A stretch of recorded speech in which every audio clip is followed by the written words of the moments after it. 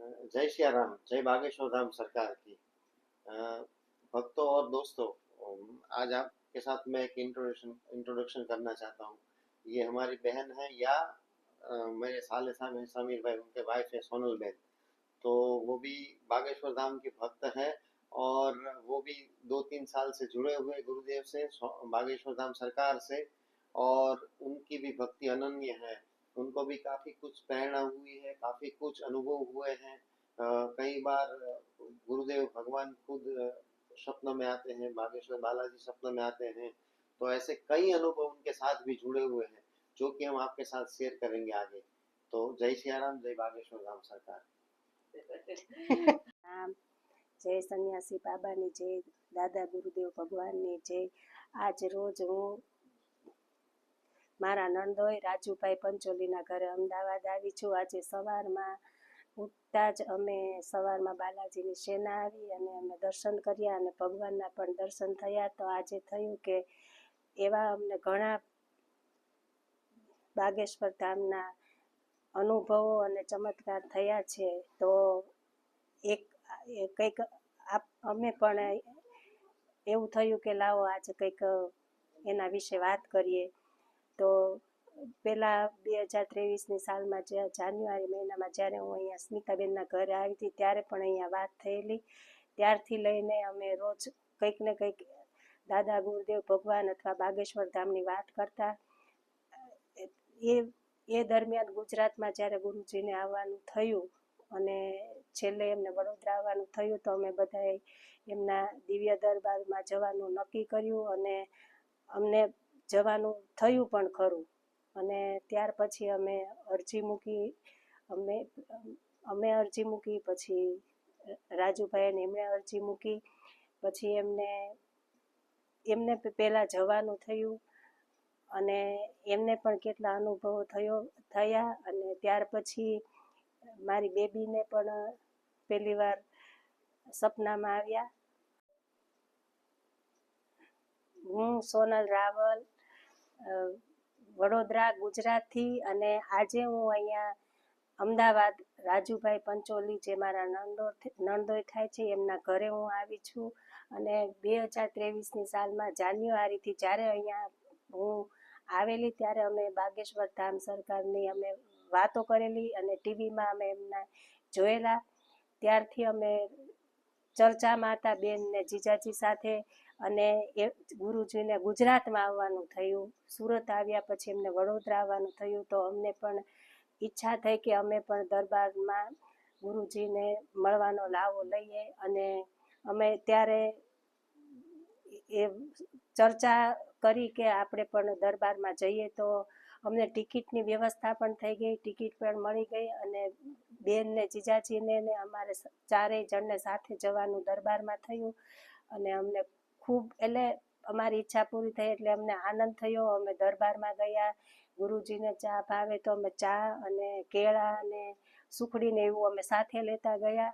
અમે આખા દરબારમાં અમને ખૂબ મજા આવી। પછી અમે રાત્રે ઘરે આવ્યા, પછી અમને એવું થયું કે આપણે પણ અરજી મૂકીએ, અને અમે અરજી, બેન ને જીજાજીએ કીધું કે પહેલાં તમે અરજી મૂકો અને પછી ઘરે જઈને અમે મૂકશું અરજી। એટલે પછી બીજે દિવસે અમે અરજી મૂકી, અને પછી 2-4 દિવસ પછી એમણે પણ અમદાવાદ આવીને અરજી મૂકી।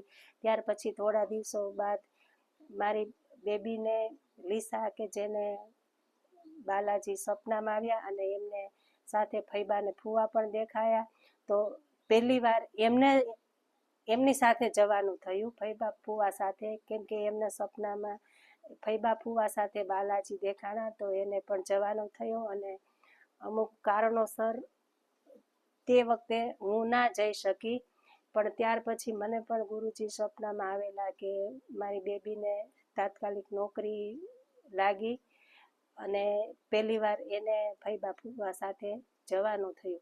એવા કેટલાય અનુભવો પણ દિવાળી સુધીની અંદર મને પણ કેટલાય અનુભવો થયા, કેટલાય ચમત્કાર થયા। અને એટલે આપણે અનુભવ્યું હોય એટલે આપણને ઘણો આનંદ થાય, અને આપણને આપોઆપ તીવ્ર ઈચ્છા પણ જાગે અને આપણને એવું થાય કે આપણા કામ બધા સરળ થતા જાય છે એમ. ત્યાર પછી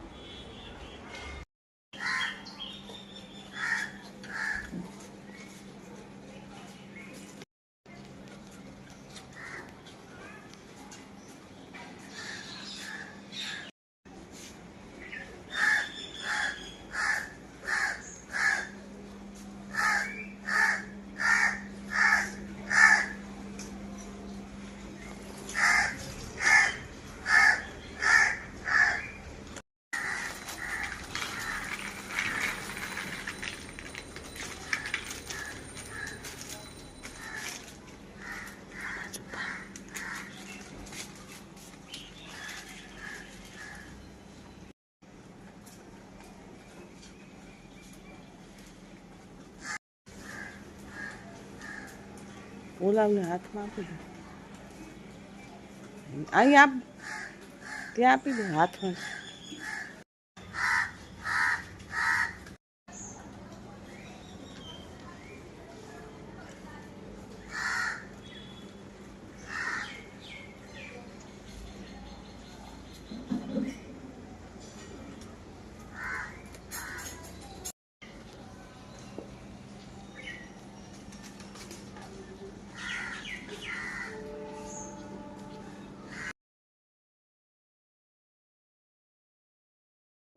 લીસાને પણ ઘણા સંકેતો થયા અને એને પહેલા એને ફઈબા ફુવા સાથે જવાનું થયું ત્યાં બાગેશ્વર ધામ, કેમ કે પહેલી વાર એને બાલાજી સાથે એને ફઈબાને ફુવા પણ સપનામાં આવ્યા, તો એને પહેલા જવાનું થયું. અને મારે મારા પપ્પાની તબિયત સારી નહોતી અને મારે સૌરાષ્ટ્રમાં મારું પિયર છે એટલે મારે ત્યાં જવાનું થયું. તો ત્યારે પણ મને મારા પપ્પા જ્યારે એક્સપાયર થઈ જવાના હતા તો પણ મને સંકેતો મળેલા અને અમારા ઘરે બાલાજી આગલે દિવસે આવેલા અને એમના આંખમાંથી પણ આંસુ વહેતા હતા અને હું બંદર સ્વરૂપે બાલાજી અને મને પણ સંકેત આપ્યા. એટલે મને પણ એવું થયું કે કદાચ મારા પપ્પાની તબિયત સારી નથી તો કંઈક હશે. તો બીજે દિવસે જ મારા પપ્પાના સવારમાં એમના મૃત્યુના સમાચાર આવ્યા અને એ પણ મને સંકેત થયા. અને બીજી વાર ત્યાં આમાં મારા ગામ પણ મારા ત્યાં રામજી મંદિર છે તો ત્યાં પણ ગુરુજી મને ત્યાં સપનામાં અમારે નદી કિનારે રામજી મંદિર છે તો ત્યાં એ ઘાટ ઉપર આવેલા, એવી રીતના પણ મને સપનામાં દેખાયેલા છે. અને પછી મારા નણદોઈ એટલે કે મારા જીજાજીના પપ્પાનું પણ એ ટાઈમે જ એમને પણ મારા પપ્પાને 12 દિવસ થયા ત્યારે જીજાજીના પપ્પાનું મૃત્યુ થયું. અને પછી એમને તે ક્રિયા ને બધું થઈ ગયું. એ દરમિયાન દિવાળીનો સમય આવતો હતો તો પછી અમે બાગેશ્વર જવાનું નક્કી કર્યું અને અમારે ચારેયને પણ જવાનું એક સાથે થયું. અને અમે ત્યાં ગયા તો કાળી ચૌદસના દિવસે જ્યારે અમે 4 વાગે પહોંચ્યા અને ફ્રેશ થઈને અમે બધા સાંજે ગુરુજીને મળવા ગયા તો રાત્રે જ અમને ત્યાં એમની આગળ મળવાનો અમને લાવો મળ્યો અને પગે લાગ્યા અને અમને પણ પ્રસાદી ગુરુજી આપી અને અમે અડધો કલાક જેવા અમે ગુરુજી સાથે બેઠા. એ પણ અમને કાળી ચૌદસના દિવસે એક સાક્ષાત અનુભવ થયો છે. અને પહેલી જ વાર તમે બાગેશ્વર ધામ ગયા અને ગુરુજી નજીકથી, અને પહેલી જ વાર હું બાગેશ્વર ધામ ગઈ ને સાક્ષાત ગુરુજી મને મળ્યા. એ પણ અને કાળી ચૌદસના દિવસે એ પણ મને એક આનંદનો ક્ષણ હતો.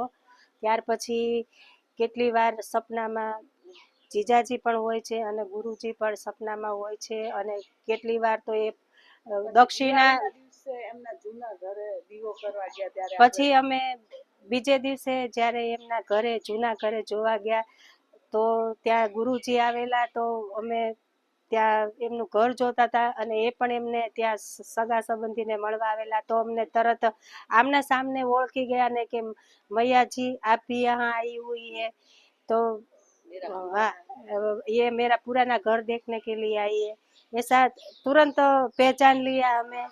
तो ये भी एक अनुभव हमारे लिए बहुत હા હા અને દરબારમાં અમે સામે બીજે દિવસે પાછું બેસતા વર્ષના દિવસે જ્યારે દરબારમાં સામે બેઠા તો પણ અમને સામેથી ઓળખી ગયા અને રંગોળી પણ અમે ત્યાં બેસતા વર્ષના દિવસે રામ દરબારમાં કરી એ પણ એક અમારા માટે એ દિવાળીનો જે ટાઈમ હતો દિવાળી છે કાળી ચૌદસ છે દિવાળી છે બેસતું વરસ છે અને ભાઈબીજ જે 4 દિવસ અમને કંઈક ને કંઈક એવા અનુભવ થયા છે કે એ અમને જ અનુભવેલું છે એટલે અમને એનો ખૂબ આનંદ થાય છે પછી દિવાળી પછીના સમયગાળામાં કેટલી વાર એવું બનતું હોય છે કે આપણું કામ કંઈક અટકતું હોય તો પણ એ કોઈ સ્વરૂપે સરળ બની જતું હોય છે પછી સપનામાં ગુરુજી આવતા હોય છે કે કોઈ આર્થિક રીતે પણ આપણને એવી રીતના પૈસા કે આપણને આવી રીતના પ્રસાદી રૂપે આપતા હોય છે એવું પણ સપનામાં બનતું હોય છે અને જીજાજી કે અમારા મોટા ભાઈ છે પણ એ પણ મારી સાથે ઘણીવાર સપનામાં ગુરુજી સાથે મને જોવા મળેલ હોય છે એટલે એવા ઘણા બધા પ્રસંગો ક્યારેક અમે સાથે પણ અમારે જવાનું થાય છે બાગેશ્વર કોઈ કારણસર બેનને જીજાજીને એમને જવાનું થતું હોય છે અમારે કોઈ કારણસર રહી જતું હોય છે પણ અમે એવું જ અનુભવ કરીએ છીએ કે અમે પણ એમની સાથે ગયા હોય એટલો જ અમને પેલો આનંદ અને અનુભૂતિ થાય છે એવું ઘણું બધું બનતું હોય છે કે જે આપણે ખુદ અનુભવતા હોય છે પણ એનું વર્ણન ક્યારેક કરી શકાતું હોતું નથી ફેબ્રુઆરી મહિનામાં જ્યારે નિખિલભાઈ એટલે કે જે મારા નણંદના દીકરા છે એમની MBBSની એક્ઝામ પૂરી થઈ ત્યારે બાગેશ્વર ધામ જવાનું નક્કી કર્યું તે ટાઈમે મારે પણ એમની સાથે જવાનું થયું અને ત્યારે ફેબ્રુઆરીમાં મારો લગ્ન દિવસ તે દિવસે હતો તે દિવસે જ 3 ફેબ્રુઆરી અને તે દિવસે જ અમે બાગેશ્વર ધામ જવા હું એમની સાથે નીકળી અને તે બીજે દિવસે જ ગુરુજીના અમને દર્શન થયા એ પણ અમારા માટે એક આનંદની અનુભૂતિ છે અને આવું ક્યારેક અચાનક બનતું હોય છે કે અમારે જવાનું થતું હોય છે અને ગુરુજી પણ અમને દર્શન સાક્ષાત થતા હોય છે એ પણ એક અમારા માટે આનંદનો અનુભવ છે જ્યારે પણ મારે અમદાવાદ મારા નણંદના ઘરે આવવાનું થતું હોય છે ત્યારે વાનર સ્વરૂપે બાલાજી કોઈને કોઈ રીતે એમની સેના સાથે આવી પહોંચતા હોય છે ત્યાર પછી મારા બાબાનું એંગેજમેન્ટ મે મહિનામાં થયું તો પણ ત્યાં જ્યાં એંગેજમેન્ટ રાખેલું એ ટાઈમે પણ ત્યાં વાનર સ્વરૂપે બાલાજી દર્શન દેવા આવેલા અને કોઈ પણ રૂપે કામ ક્યારે કેવી રીતના સરળ થઈ જાય છે એ પણ અમને ખ્યાલ હોતો નથી અને અમારું કામ સરળ બનતું જાય છે મારે બરોડાના જ્યાં હું રહું છું ત્યાં ભરચક એરિયા છે તો પહેલાં તો ક્યારેય બાલાજી એવી રીતના વાનર સ્વરૂપે આવતા નહોતા પણ જ્યારથી આ બાગેશ્વર ધામની ભક્તિ અમે કરી છે તે કોઈ પણ હિસાબે ક્યારેક કોઈ દુઃખની વાત હોય અથવા ખુશીની વાત હોય તો કોઈ પણ સંજોગોમાં બાલાજી આવીને દર્શન દેતા હોય છે ક્યારેક એ ખુદ સાક્ષાત આવતા હોય છે અમારા ઘરની દિવાલે ક્યારેક આવી રીતના સપનામાં અમને આવતા હોય છે ક્યારેક ના એમનાથી સોસાયટીમાં આવી શકા હોય તો ક્યાંક હું બહાર જતી હોય તો ત્યાં પણ કોઈ રીતે અચાનક મળી જતા હોય છે એવા અમને કેટલાય અનુભવો થયા છે